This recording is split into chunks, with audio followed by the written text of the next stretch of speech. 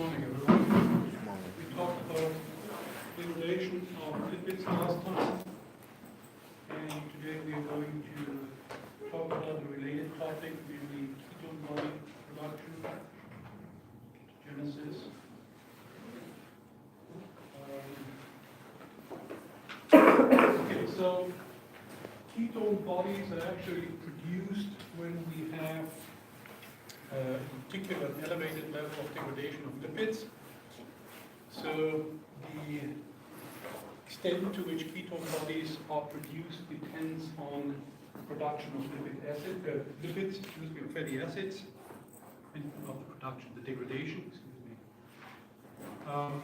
and occurs in the liver, in particular in liver mitochondria.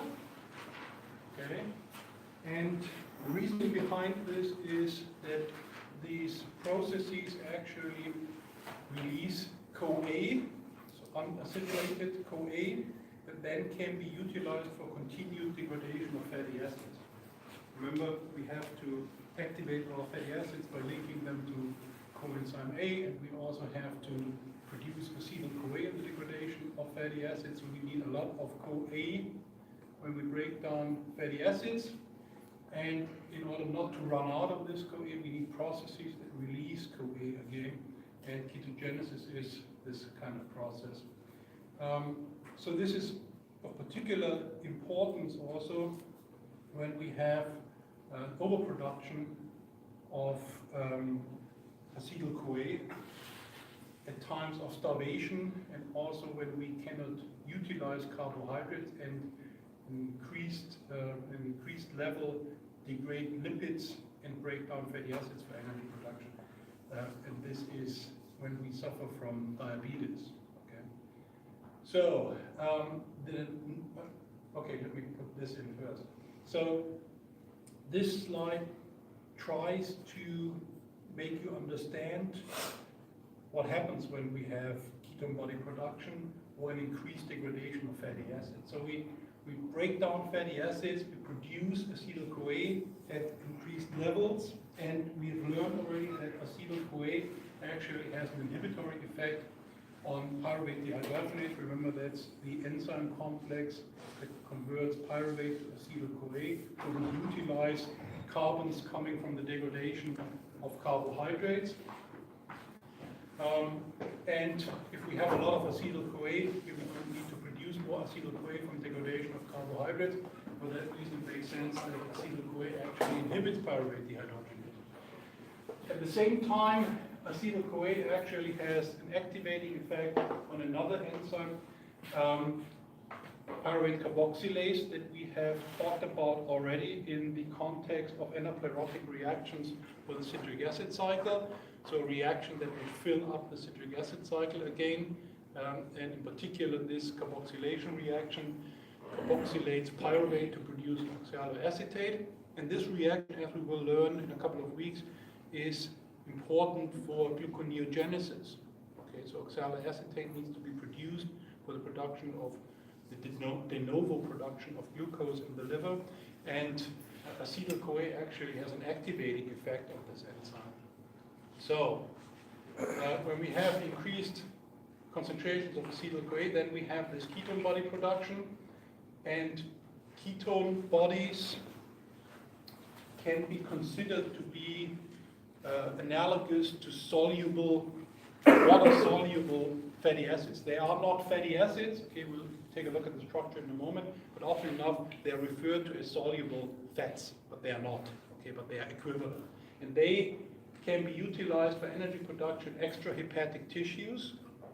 Okay, so the liver produces these molecules, these ketone bodies, but then they are utilized for energy production extrahepatic tissues, so tissues other than the liver, such as skeletal and heart muscle, renal cortex, and also the brain.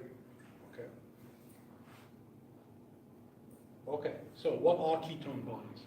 And the term actually is a misnomer for a couple of reasons, because usually in biology and biochemistry, the term body actually refers to something that precipitates, particularly in a cell. Okay, so those of you who work with, for example, Dr. Horn may actually express proteins in bacterial cells, and often E. coli in particular, and often enough when we try to express proteins in microorganisms, and they are supposed to be soluble, they are not as soluble as we would hope they were, and they precipitate in the cell and form so-called inclusion bodies. Okay, so this is a classic example of such a body that would be simply a precipitate of something. Now here, for whatever reason, someone named these ketone including molecules, ketone bodies, despite the fact that they are highly soluble. Okay, so this is a misnomer. It's also a misnomer in my opinion because if you look at the structure of the three ketone bodies, actually not all of them are ketones. Okay, so don't get confused by the term. So the three ketone bodies that are produced, and we'll take a look at the synthesis in a moment, are acetone. So that's simply enough molecule. You should know the structure by now. I referred to it a couple of times. Then acetoacetate, that's a structure underneath this acetone molecule. And then beta-hydroxybutyrate, in particular the D enantiomer of this chiral molecule, so we have a chiral center here. If you compare the structures of acetoacetate and beta-hydroxybutyrate, how can they be interconverted into each other easily?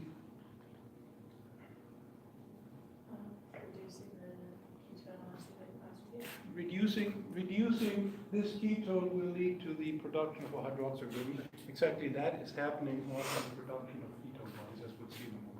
But again, try to understand the chemistry behind these molecules and how you could interconvert these into each other, and then you will understand these metabolic pathways much more easily.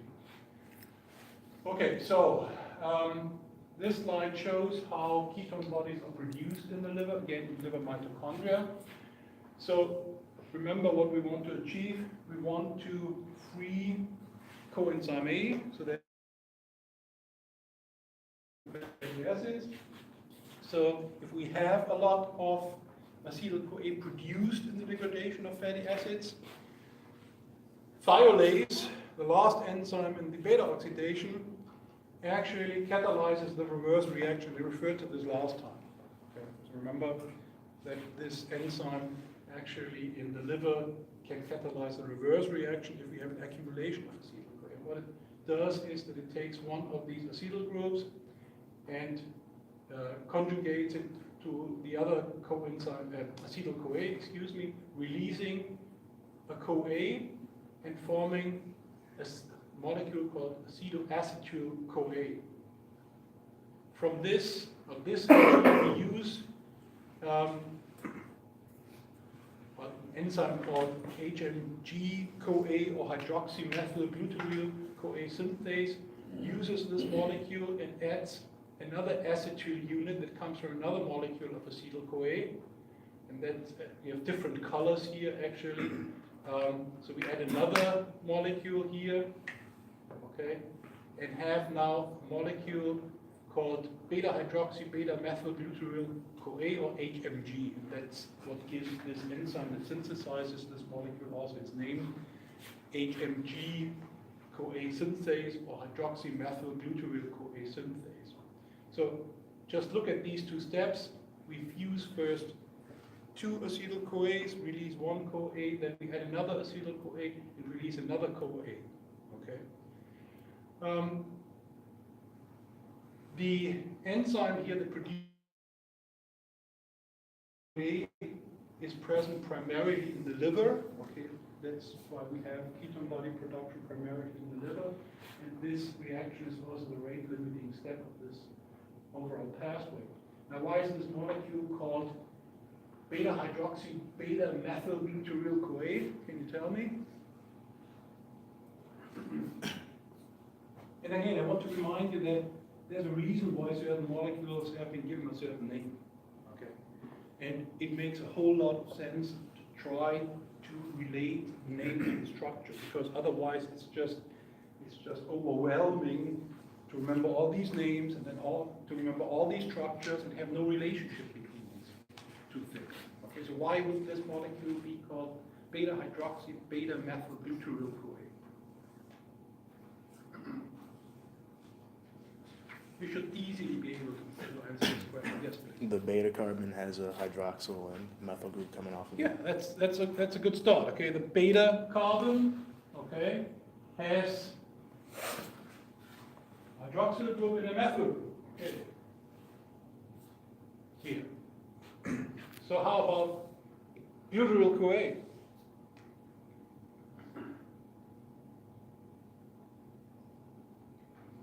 I don't want to rub it in. I want you to succeed in this class. But in order to do so, you have to take my advice at least halfway seriously. Remember what I told you, you should go over your lecture notes on a regular basis. And if you had done this, you would know why this molecule is called gluteryl-CoA. Why?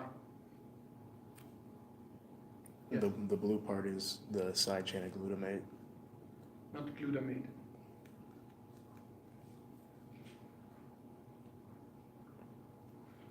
Who can tell me the dicarboxylic acids leading up to containing 5 carbons?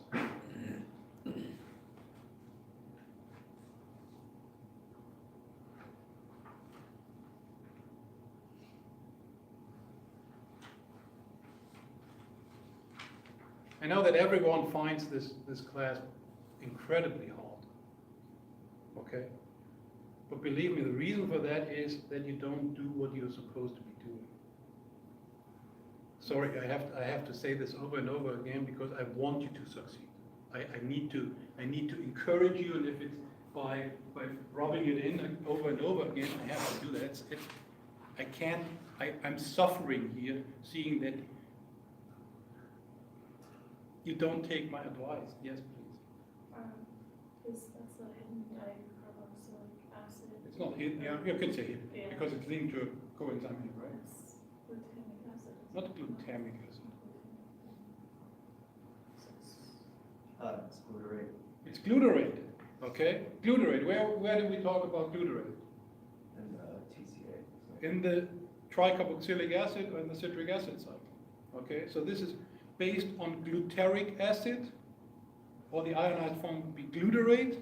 We have a derivative of glutarate that is linked to coenzyme A, therefore we refer to the stem of this molecule as gluteryl-CoA. Okay, count the carbons, 1, 2, 3, 4, 5. Dicarboxylic acid, we have a carboxyl group here, we have a thioester to coenzyme A here. In the beta position, we have a hydroxyl group and a methyl group. Okay? So, make your life easier. Okay? Do these things that I tell you to do, like, okay, familiarize yourself with dicarboxylic acids, because in the long run, it will make your life so much easier. Okay, so from this molecule then, an acetyl-CoA is cleaved off. Okay, so we have actually released coenzyme A in the first steps, but then we produce acetyl-CoA here again. Okay, so that's what we have to invest here, let's say. And produce, in addition, a molecule called acetoacetate. Okay, so this is acetate, acetylated acetate, let's say. And we also produce acetyl-CoA here, as I said, with the help of an enzyme that is simply called HMG-CoA lyase, because it cleaves this hydroxymethylgluteryl-CoA. Now, this acetoacetate can have 2 fates, let's say. One is that it is decarboxylated. Now, this can happen with the help of a decarboxylase called acetoacetate decarboxylase, but can also occur spontaneously. So can you tell me why you think that this molecule might have a tendency to decarboxylate spontaneously? It's a beta keto acid. It's a beta keto acid. Okay, what did I tell you about beta keto acids? They are not particularly stable. Excellent. Okay, so we have, with regard to this carboxyl group, the alpha position here, the beta position here. Since this is a beta keto acid, Okay, it doesn't mind decarboxylating, so CO2 is released and acetone is produced. Acetone actually is not metabolized, and when we have an overproduction of ketone bodies, for example, when you suffer from diabetes, you can actually smell the acetone in the breath of a person that produces that much acetone in ketone body production. Now, what is, let's say, from an energetic point of view, more favorable is when the is reduced to d-beta hydroxybutyrate. We already pointed out that this can easily be achieved by reducing this ketone to a hydroxyl group. This is done with the help of dehydrogenase, appropriately called d-beta hydroxybutyrate dehydrogenase, and it utilizes NADH, it produces NAD+. If you remember what we talked about with regard to the beta oxidation, in beta oxidation, NAD+ is being reduced to NADH. So for beta oxidation, we need to have sufficient amounts or concentrations of NAD+ actually to continue with beta oxidation. And here in ketone body production, we also release free NAD+, produce NADH and consume NADH. So this molecule in particular is then transported in the bloodstream to extrahepatic tissues where it can be utilized for energy production. This is shown in this slide.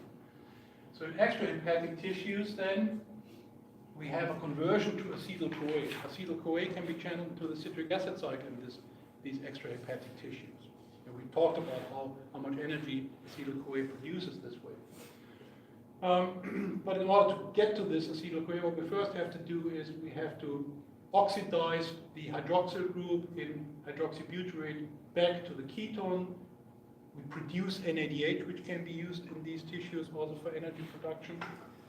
We produce acetoacetate. What we do then is we activate this carboxylic acid by linking it to a coenzyme A. Okay, so analogous, let's say, to beta oxidation. Interestingly enough, the coenzyme A that is added here to our acetoacetate does not stem from acetyl-CoA, but stems from succinyl-CoA. We produce succinate in this process. And the enzyme that forms this link here between coenzyme A and acetoacetate is beta-ketoacyl-CoA transferase, which is not present in the liver. And that's why we don't have this consumption of ketone bodies in the liver. The acetyl-CoA then is cleaved analogously to beta oxidation by thiolase to produce these two molecules of coenzyme A. Understood? Okay, so with this, we move on to the last class of biomolecules that are broken down for energy production. And these are proteins. And just as I did for carbohydrates and lipids, I will provide an overview of proteins. So again, most or all of this should be familiar to you from other classes. So once again, this slide provides just an overview to put everything in context. We talked about degradation of carbohydrates for energy production, both anaerobic conditions and aerobic conditions where we channel acetyl-CoA from the pyruvate dehydrogenase complex reaction to the citric acid cycle. Following our discussion of protein degradation, we will actually talk about how these electron carriers NADH and FADH2 are used for the production of ATP. And is related to the electron transport chain and oxidative phosphorylation. What we have to discuss first is how proteins and with this amino acids are broken down. We see that we also can produce acetyl-CoA by breaking down certain amino acids, and the acetyl-CoA can then be channeled to the citric acid cycle. Okay, so let's first talk about general characteristics of proteins, peptides, and amino acids. Let's talk first about functions. So amino acids are the building blocks of peptides and proteins. As you know, the proteins have great variety of different functions. I don't talk about these, but they range from catalysis, when we look at enzymes, to storage, transport, and regulating all kinds of cellular processes and so on.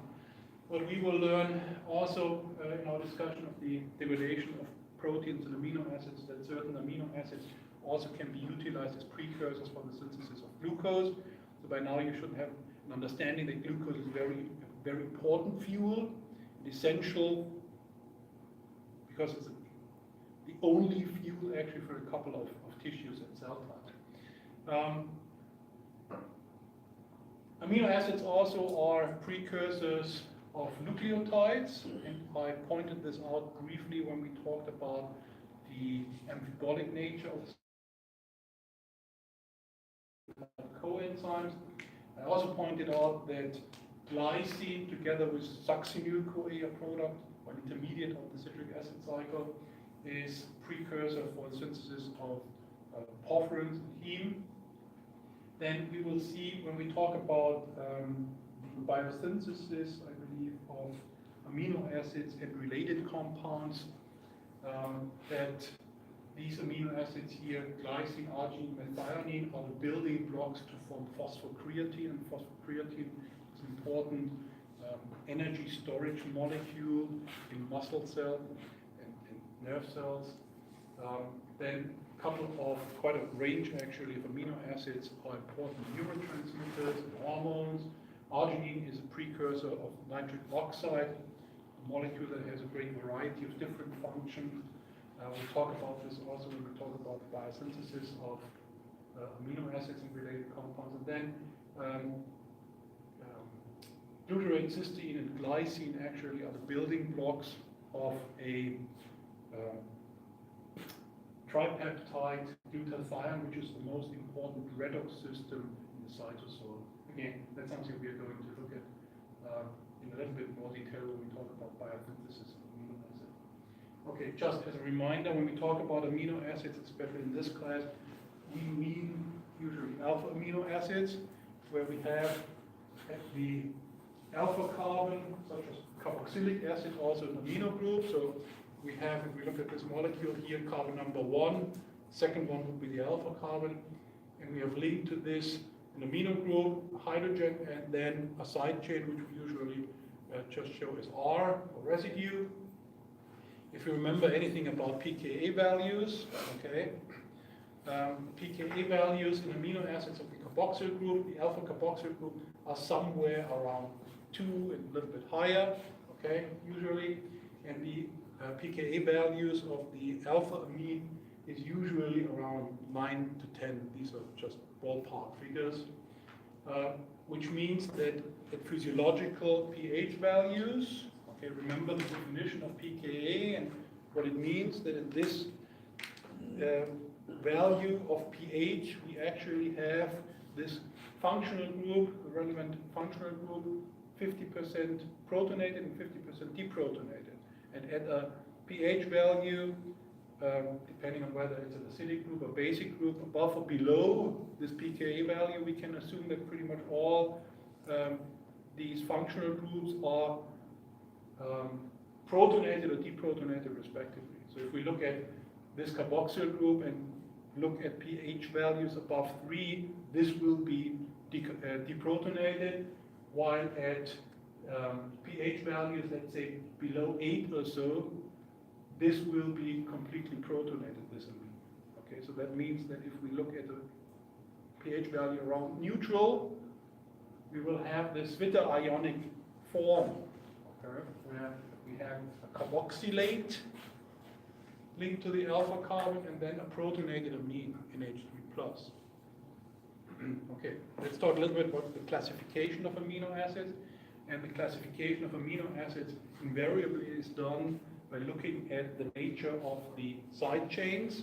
And there are different ways how you can classify them. One that I chose many years ago for my 470 class is to just look at the hydrophilic or hydrophobic character of the side chain primarily. And then there are 3 that are neither particularly hydrophilic nor hydrophobic. And then I call these in my 470 class special amino acids because they have some particular characteristics that are interesting, let's say.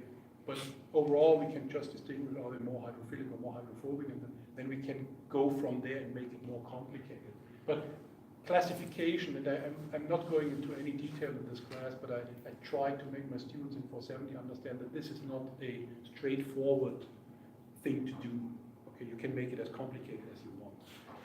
So the more hydrophilic amino acids are listed here, and naturally include amino acids that either have true charge at physiological pH values in the side chain, or at least polar character. Okay, that's what makes molecules hydrophilic and water soluble.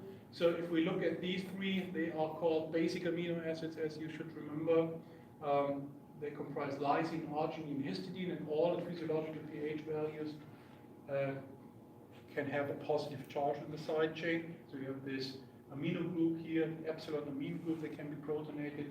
In lysine, we have guanidino group here, and arginine that can be protonated. We have this histidine residue that can be protonated at around neutral pH values.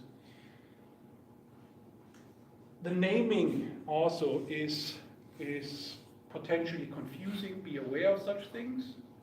These amino acids are called basic amino acids, and then they're usually shown here in the form they would have at neutral pH values, which actually refers to molecules that in the side chain are acidic.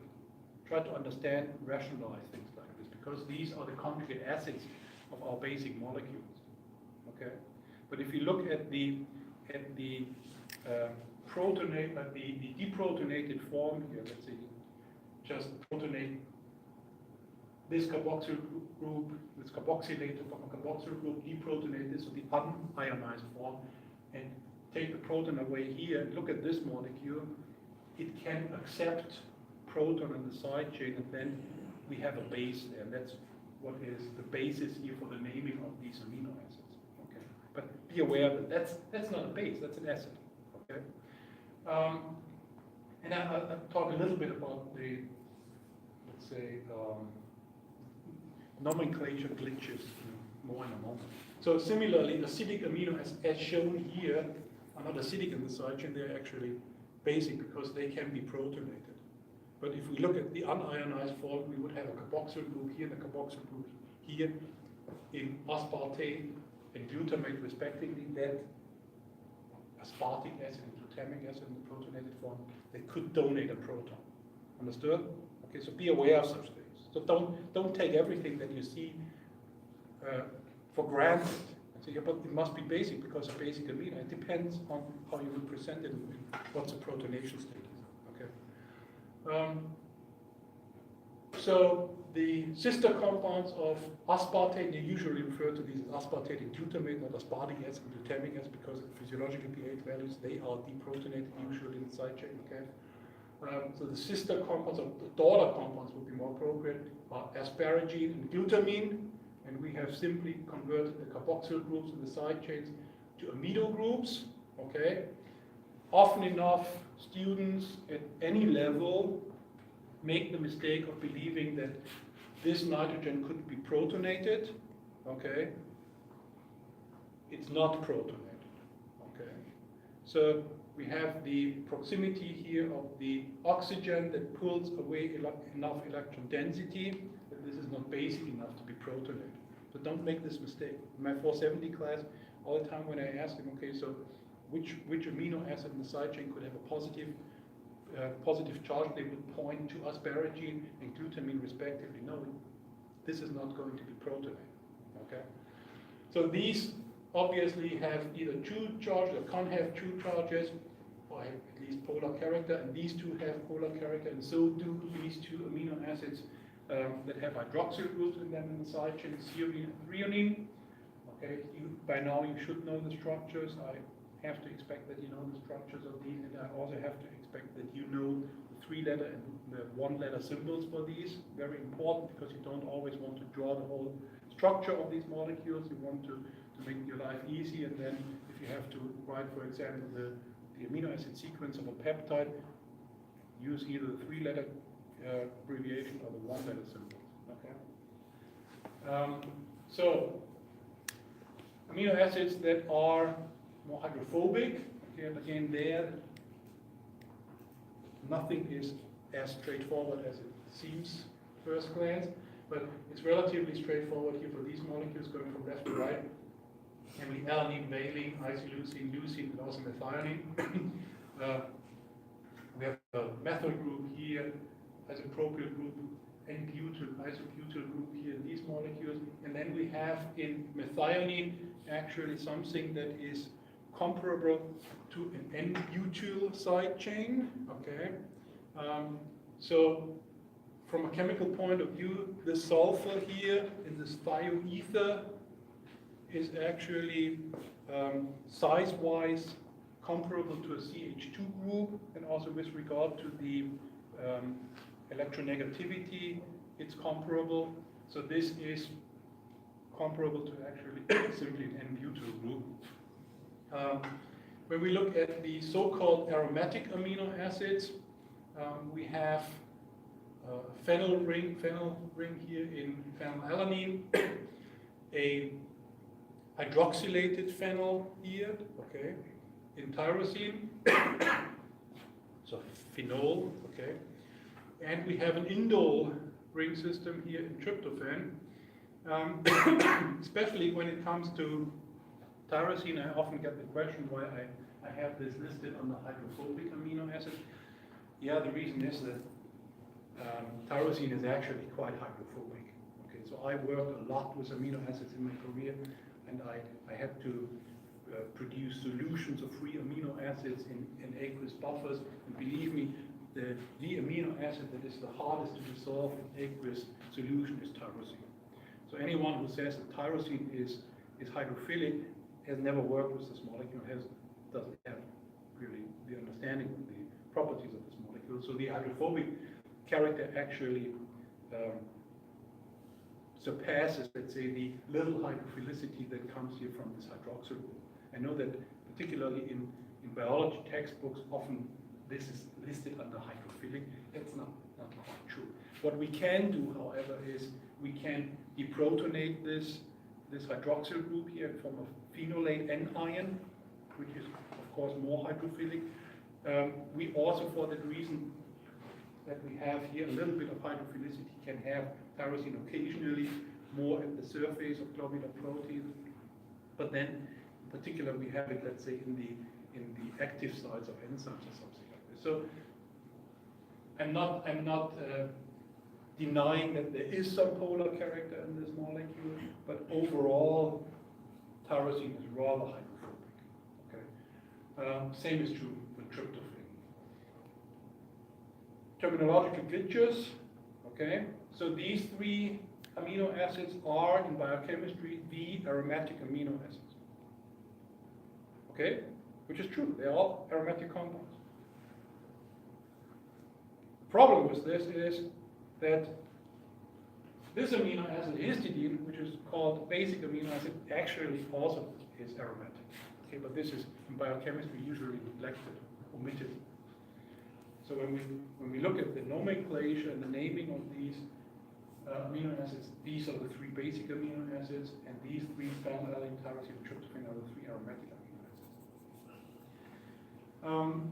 You may remember that tyrosine and in particular tryptophan are important in biochemistry, of particular importance because they absorb UV light at wavelengths where other amino acids and other functional groups in amino acids don't absorb light, namely, let's say above 250 nanometers, okay, or around 250 and higher nanometers.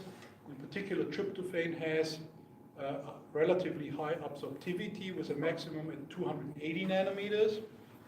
And for that reason, the absorbance at 280 nanometers is utilized to measure the absorbance of peptides containing such amino acids and proteins, which usually always contain at least a few of these residues.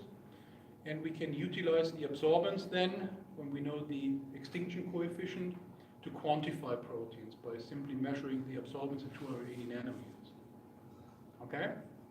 that's also important to know.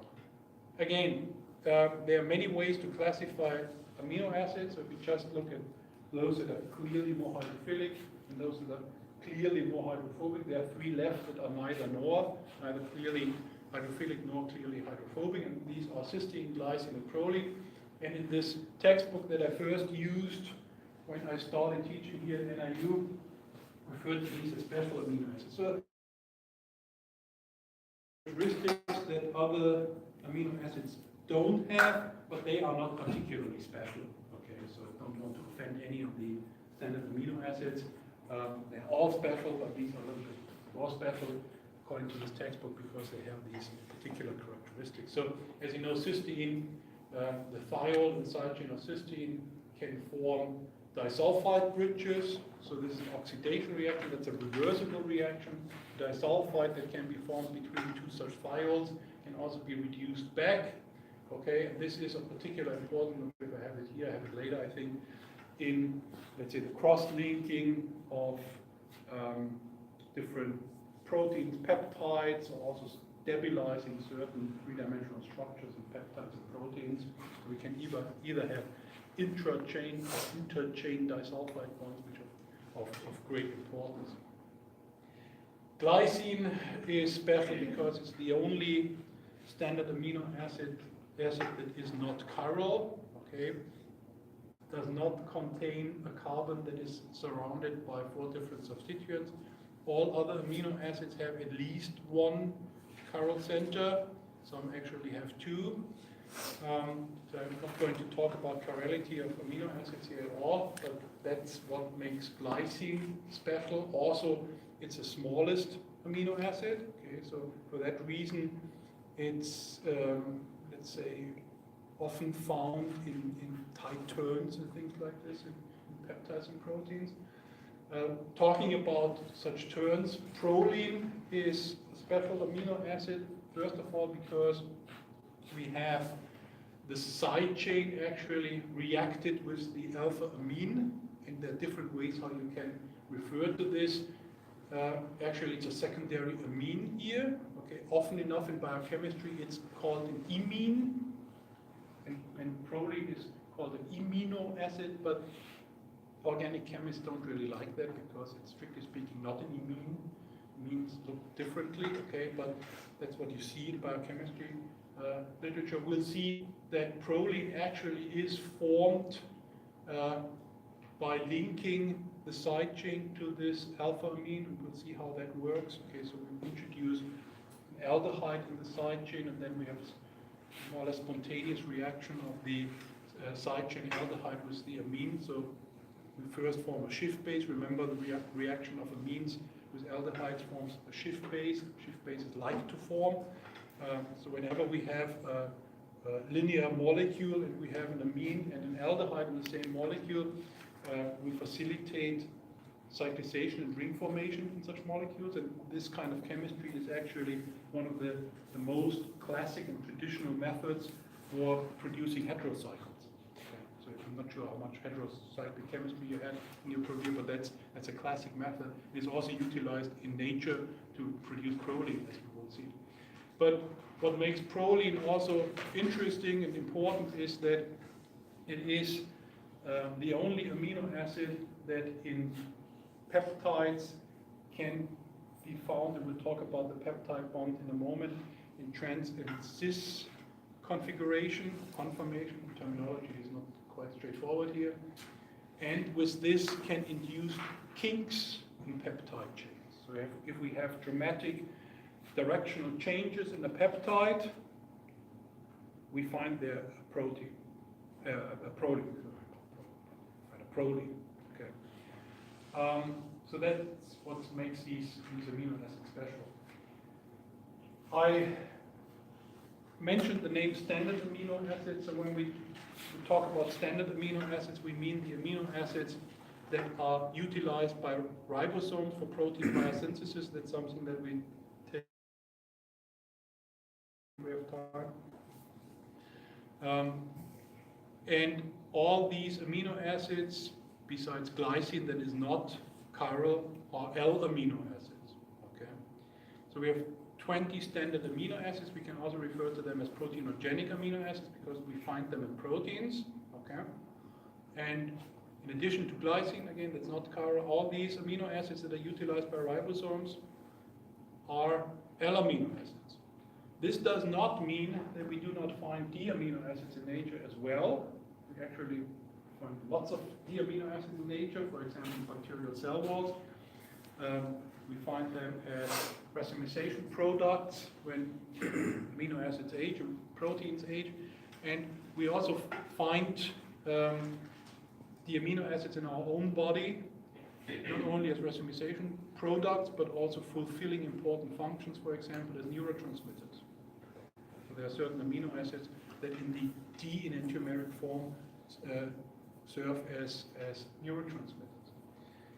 Okay, so I said that the classification of amino acids is not as straightforward as it seems. Okay, so everything that you see and look at in textbooks you should take with a grain of salt and compare it with other representations that you may find in different sources, and then use the knowledge that you should have to question these things also. So this is the classification that you find in your textbook. Okay, they don't make this simple distinctions between hydrophilic and hydrophobic and a couple of special amino acids, but they say, okay, we have a couple of amino acids that have non-polar aliphatic side chains, aromatic side chains, and here you see the problem already because they list, of course, because it's a biochemistry textbook, the aromatic amino acids, but they don't mention even that the imidazole ring in histidine also is aromatic. Okay, so, but it's clear that glycine, alanine, proline, valine, leucine, isoleucine, methionine actually have no polarity in their side chains. Side chains are aliphatic, so I don't have a problem with that. I don't have a problem with this classification that says that lysine, arginine, histidine can have positively charged side chains. Okay, no problem with that. If we look at the negatively charged aspartate and glutamate, I don't have a problem with this. But then we come to polar, uncharged R groups, okay? And you look at serine, that's fine. We have a hydroxyl group. Threonine, that's fine. We have a hydroxyl group. We have these amido groups in asparagine and glutamine, which are hydrophilic, polar. Okay, I don't have a problem with this. I have a problem with cysteine. Why? Because as shown here, we are not talking about necessarily a polar side chain, because if you compare the electronegativities of sulfur and carbon, they are identical. So from that point of view, and that's usually used to determine whether we have a polar molecule or not, cysteine is really not polar. We have quite a bit of polarizability about the sulfur, which is big, but I don't think that this is meant here. What it may imply is, or what it may be based on, is the fact that cysteine can also relatively easily be deprotonated, okay, to form a thiolate anion. Then we certainly have a polar character here in the side chain. So question these things that you see. I have also in my 470 class, I have a rather complicated figure that attributes certain characteristics to the different amino acid side chains, and we see some things that might be relatively astonishing that, okay, I think something like tyrosine side chain can be considered hydrophobic or hydrophilic and things like this. But this is based on the fact that we should always see things black and white, but also put them in context. Okay. Again, you should know the 3-letter symbols and the 1-letter symbols of these 20 standard amino acids. Now, this by itself is an oversimplification. When I talk about standard amino acids, I usually just refer to the 20 standard amino acids that we just saw. There are actually 2 more that could be considered standard amino acids, but they are not that abundant. Okay, so let's just focus on those. And remember at least these abbreviations. Also, one thing that I can tell you that I share with my 470 students that make it a bit more easy for you to relate these names to the symbols, one-letter symbols and three-letter symbols. So it's quite straightforward, I think, for the three-letter symbols, because for most cases, it's just the first three letters of the name of these amino acids, not always, okay?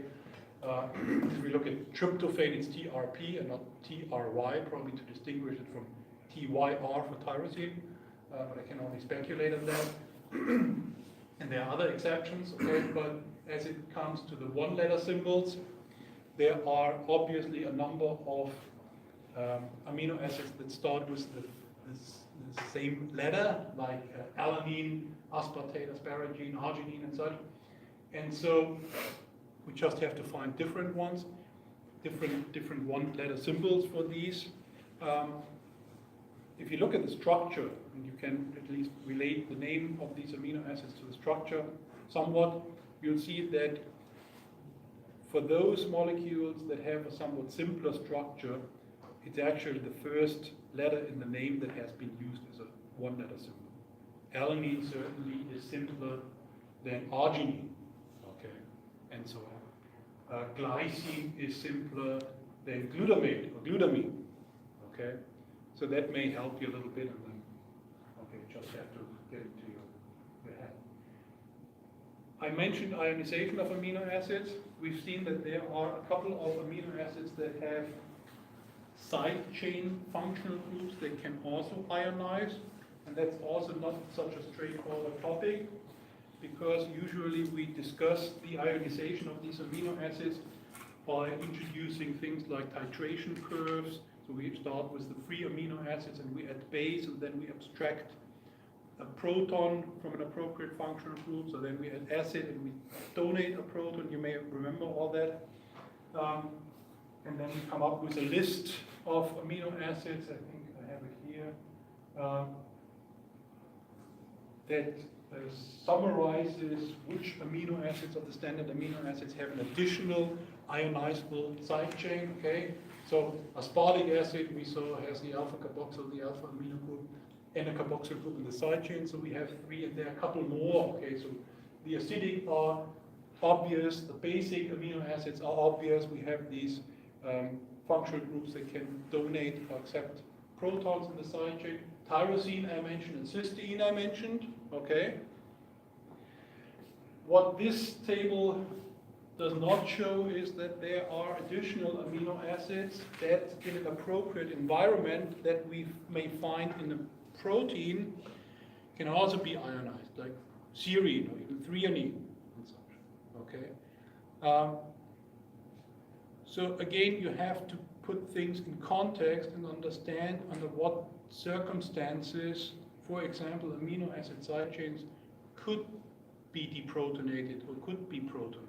So if we look, and that's something that I discuss in some detail in my 470 class, if you look at serine proteases, like chymotrypsin, which will be relevant actually a little later today or next Tuesday, it has in the active site a hydroxyl group coming from a serine that gives it the enzyme classification, serine protease, and this hydroxyl group has to be deprotonated to attack a peptide bond, to cleave peptides, okay? But we will not find serine here among those amino acids that have three ionizable side chains, because the hydroxyl group in serine in a classical laboratory titration experiment where you start with the free amino acids will not be deprotonated. Okay, so the pKa is way too high.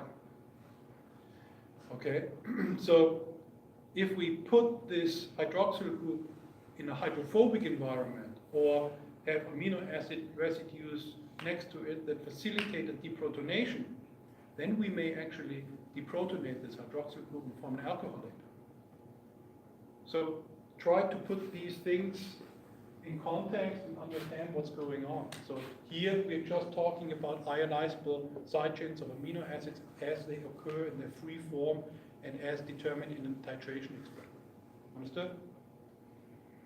Okay, so amino acids are the building blocks of peptides, and with this of proteins, as you know. What happens when we form peptides? So these are just polymers of amino acids. We form covalent bonds between individual amino acid building blocks, and just as is the case for other polymers, biological molecules, we have usually a simple condensation reaction. So we have here a carboxyl group, the alpha carboxyl group in one amino acid, we have the alpha amine in another amino acid, and under appropriate circumstances, meaning in our body with the help of appropriate enzymes, and these would be typically ribosomes, but sometimes we actually have other enzymes that can form such bonds, but we will have a nucleophilic attack of the nitrogen here into the carboxyl carbon, release water, have condensation reaction, form this kind of bond that we would usually refer to as an amide or amide, but when our building blocks that we used in this reaction are amino acids, and the peptide is formed, referred to as a peptide bond. But from a chemical point of view, it's an amide. Okay. This reaction obviously is reversible, and this will be relevant when we talk because we can hydrolyze this bond with the help of appropriate enzymes. And I just mentioned chymotrypsin. Okay, chymotrypsin would catalyze this hydrolysis reaction by having the hydroxyl oxygen in the active site attack this amide carbon and cleave this bond. Okay, so when we talk a little later or next time about degradation of dietary proteins and peptides, this kind of hydrolysis is of greatest relevance because ultimately, with the help of a bunch of different enzymes, we will release individual amino acids. Okay, so naming of peptides should be rather familiar to you. We can distinguish between oligopeptides and polypeptides depending on how many building blocks we have covalent joined. This number is more or less arbitrary, from which point on we refer to as a polypeptide, and up to which point to an oligopeptide, but usually about 20 residues or something like this. Now it's a bit more controversial from what point on you refer to this polymer as a protein. Some people say, okay, above a molecular weight of 5,000. Others want to have a certain length of the peptide, 100 amino acids or something like this. Other people want to have certain functions maybe, but okay, from a certain point on we'll refer to these as a protein.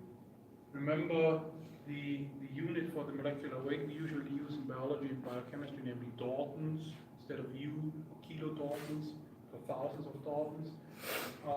Then if we are just dealing with shorter peptides, oligopeptides, we can identify and specify how many residues have been covalently linked by using the appropriate Greek prefix, okay, di, tri, tetra, and so on, which then can describe the lengths of a short oligopeptide, like a pentapeptide that is shown here, which is comprised of 5 amino acids. Okay, here we see the whole structure of this peptide, and I would like to point out a couple of things that are important to remember, namely that we have directionality in these molecules, just as we have directionality in all other biopolymers. Okay, we talked about the directionality of carbohydrates already.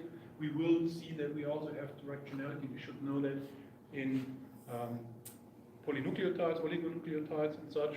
Okay, so in peptides, of course, we have, if we continue, let's say, with condensation reaction, we will have our first amino acid whose alpha amino group has not been consumed in the formation of a peptide bond. Okay, so we have a free alpha amino group, and similarly at the very end, where we do not continue with our polymerization, we will have building block whose alpha carboxyl group has not been consumed. We have a free carboxyl group.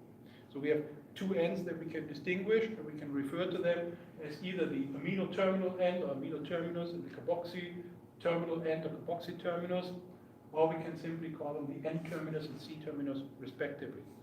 And this directionality is the basis for how we write the structure of such molecules, because by convention we write them from left to right, starting with the amino terminus, and never ever do it differently, okay?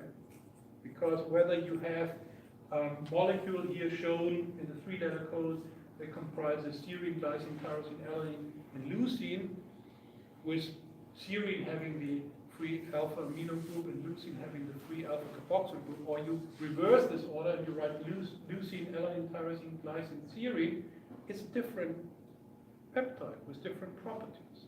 Okay, so amino terminus on the left, carboxy terminus on the right, and this also relates to whether you write this whole structure, the three-letter code, or three-letter symbol, I should say, or the one-letter symbol abbreviations. One other side note, and I'm not sure if other people point that out, when you use the three-letter abbreviations, you have a hyphen between these. Okay? When you use the one-letter symbol, you don't. So don't write S hyphen G hyphen. You don't do that. Okay? I mentioned that we can have disulfide bonds either within the same peptide chain, and then we talk about intra-chain disulfide bonds as shown here for this A chain, which is part of sulfide bonds, linking chains of whole proteins, and we refer to these as inter-chain disulfide bonds. Another thing that I would like to discuss using this slide is the numbering of the positions of amino acids within the peptide. So starting with the amino terminus, we can number these positions in an amino acid sequence. Okay, amino acid sequence would be a primary structure of proteins. You can have 4 levels. Okay, that's the first level, which just describes in which order we have covalently linked amino acids to each other. And we start with the first one, just give it the number 1, and then we continue 2, 3, 4, 5, and so on until we reach the carboxy terminus. Actually, yeah, 21 for this A chain insulin. And the B chain, okay, we have more because they ran out of space, it just continued here. Insulin is an important molecule also for our course here, because insulin is, besides glucagon, the most important peptide hormone that regulates, in particular, glucose concentrations in our bloodstream and all kinds of things in related to metabolism. Okay, and it's produced in the so-called beta cells of the islets of Langerhans and the pancreas. Already talked about glucagon, remember, in the context of degrading stored triacylglycerols and adipocytes. So I told you that it's secreted when our body recognizes that we need to mobilize energy. Glucagon was secreted from the pancreas. It's produced in the alpha cells of the islets of Langerhans, and then secreted in the bloodstream and transported to appropriate target tissues like our adipocytes. And we talked about the glucagon receptor and the role of adenylyl cyclase to increase the intramolecular CAP concentration and such. Now, insulin is the opponent, let's say, and insulin is actually secreted when we take up food and have a lot of carbohydrates in particular, and helps us to remove carbohydrates and utilize carbohydrates in particular from our system. And we'll talk about the role of this at different time. So when we see, when we see peptide bonds and peptides containing peptide bonds drawn out, then usually we see them as single bonds, okay? But in the 1930s and 40s, two famous chemists, / biochemist in particular. Linus Pauling was probably the most important biochemist ever so far, found by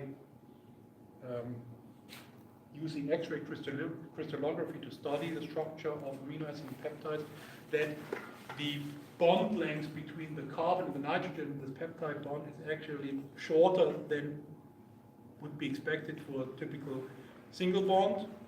And they also found that the bond between the carbon here and the oxygen here in our carbonyl is longer than they would usually expect for such a carbonyl double bond. And they concluded that the peptide bond actually has a double bond character. Okay.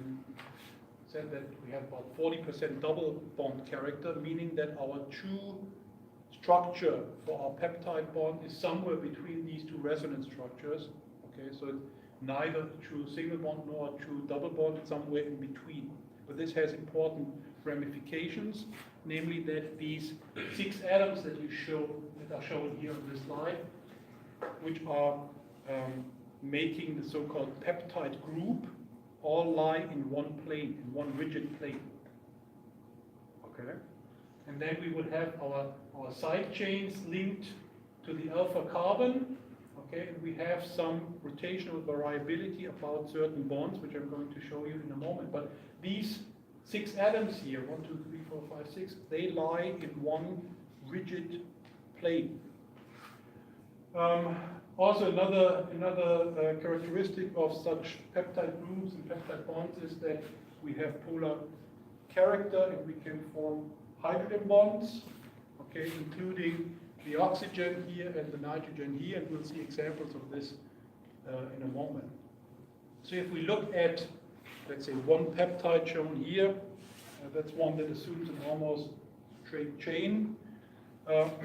We have our 6 atoms making the peptide group in these planes that are shown in green here, and then our side chains stick out here from our alpha carbons, and in a molecule that would be almost completely extended, they would try to minimize contact with other side chains and would usually alternate, and the side would be below this so-called backbone that is formed here by our peptide groups, or above, below, above, below, above. Okay. However, not all of these peptide chains, as you know, are forming almost linear chains. We can have a great variety of different structures, and what type of structures can be actually assumed locally was determined in more detail in the 1960s by someone called Ramachandran. And what he did was he tried to determine to what extent we can actually rotate about these appropriate bonds here. Let's take a look at this, that link our rigid planes. Okay, namely the bond between the nitrogen here and the alpha carbon here and the alpha carbon here and the carbonyl carbon here. And these bonds have been called phi and psi, and depending really on the nature of our side chains of these adjacent amino acids or neighboring amino acids, we have certain rotational freedom also, okay, and only certain rotational angles of phi and psi can be assumed. Okay. And the way that Ramachandran expressed this was to plot sterically possible combinations of these rotational angles, which he defined to go from minus 100 degree to plus 100 degree for both of these angles, making a full turn, 360 degrees. And he plotted these in such a way that areas where we had sterically possible combinations would be shaded in a certain color. Okay, here it's shown blue, different shades of blue. And other combinations where our functional groups would bump into each other and for that reason would be sterically impossible, would not be colored. Okay, so if we have our 2 angles here, we see that there are certain areas which could give us sterically possible combinations of rotational angles, and others not. And we see, of course, the naturally occurring so-called secondary structures falling into those allowed areas. Okay, so this, if you don't know how Ramachandran actually came to that, it doesn't make a whole lot of sense, but if you think about it, you just say, okay, this gives me a theoretically possible molecule, so I shade it, color it, or whatever, maybe add a little marker, highlighter, I don't know. Which leads us to these distinct local conformations in peptides and proteins that can be assumed and are being assumed and are preferentially assumed. And these are secondary structures. We can also refer to these as residue by residue conformations, or the backbone of our protein. So if we look at a peptide chain, told you the first level is our amino acid sequence, a primary structure. Here we're talking about, okay, when we have these amino acids linked to each other, how can I rotate these two rotational angles and what kind of structures can I form? And this leads us to our residue by residue conformations. So we're not talking about the whole structure, the whole protein, just look at relatively short segments, short sequences. And this leads us, of course, to the two most abundant secondary structures, namely alpha helix and beta structures. And alpha helix was actually elucidated by Linus Pauling. So we just heard his name before in related context. And he found out in the 1950s, early 1950s, that peptides can assume a right-handed helical structure, which he called alpha helix. Okay, nomenclature in biochemistry is complicated.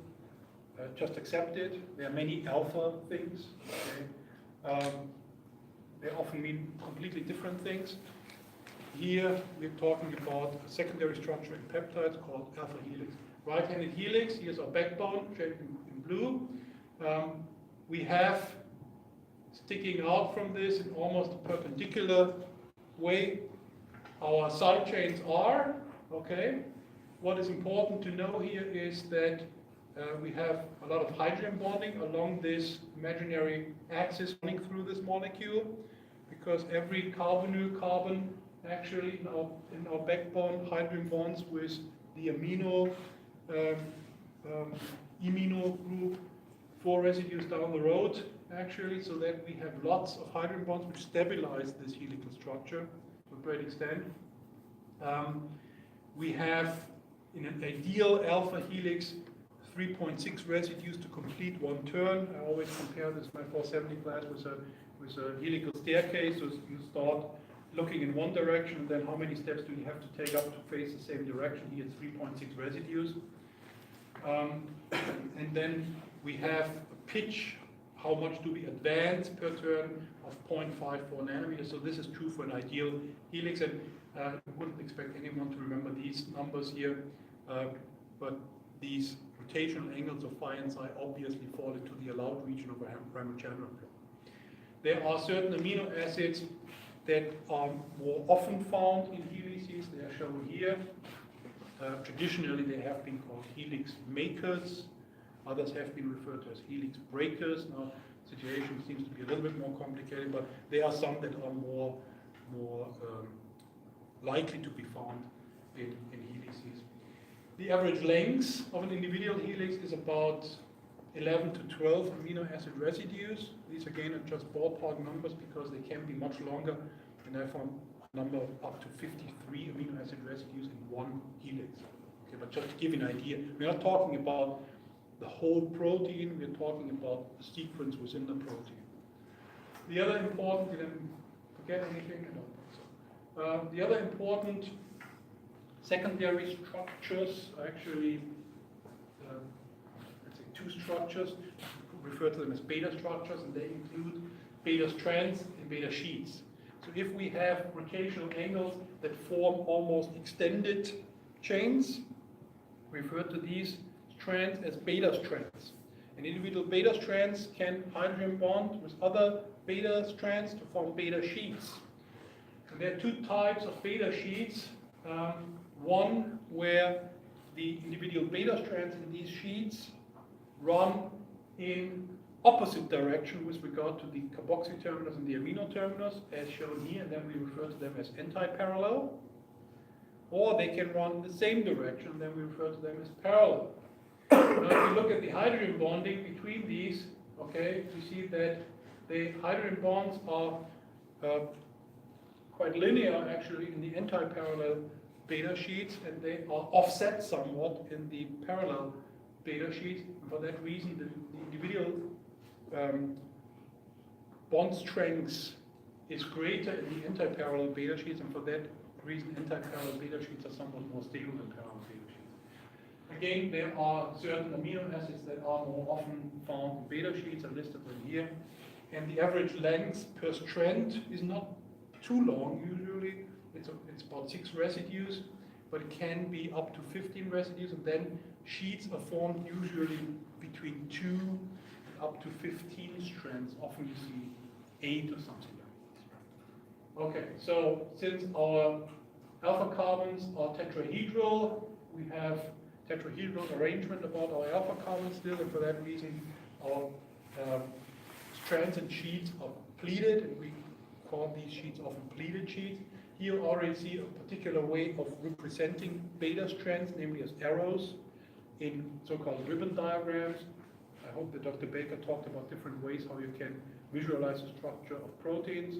A simple one is just to use arrows for beta strands and combinations of arrows for beta sheets, and helices or barrels for alpha helices. Then these secondary structures are linked by what we refer to as non-repetitive structures or loops, that allow directional changes. So we would find small amino acids preferred in there, and also proline. Remember, we have to induce this kink, and we need proline for that. So loops can have different sizes and can have different names, doesn't really matter. Doesn't matter what molecule this is. Then there are also often certain easily recognizable combinations of secondary structures, which we refer to as super secondary structures or motifs, or sometimes we call them folds. Okay, so for example here, alpha helix loop helix motif is simply 2 helices linked by a loop. We find this, for example, in calmodulin, calcium binding protein, where the calcium would be bound here in our loop region. Then there are others that are a little bit more complicated. Doesn't really matter.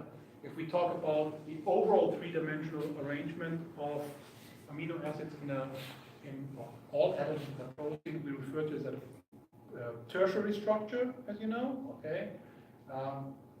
If this were the whole molecule here, we could call this tertiary structure, which combines our secondary structures, links them to each other. Never mind.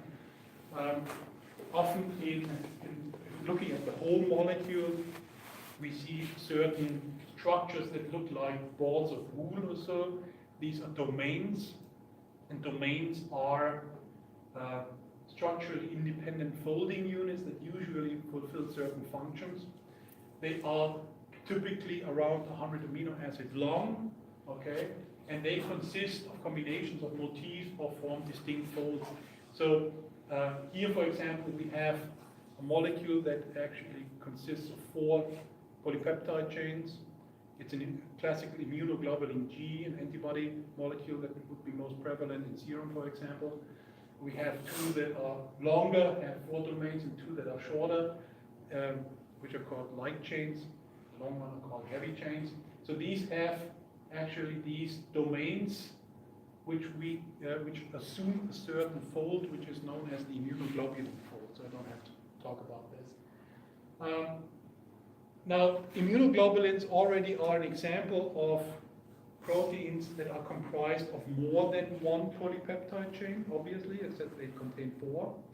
And when we have more than 1 polypeptide chain, it's strictly speaking more appropriate to refer to the overall structure of the molecule as quaternary structure.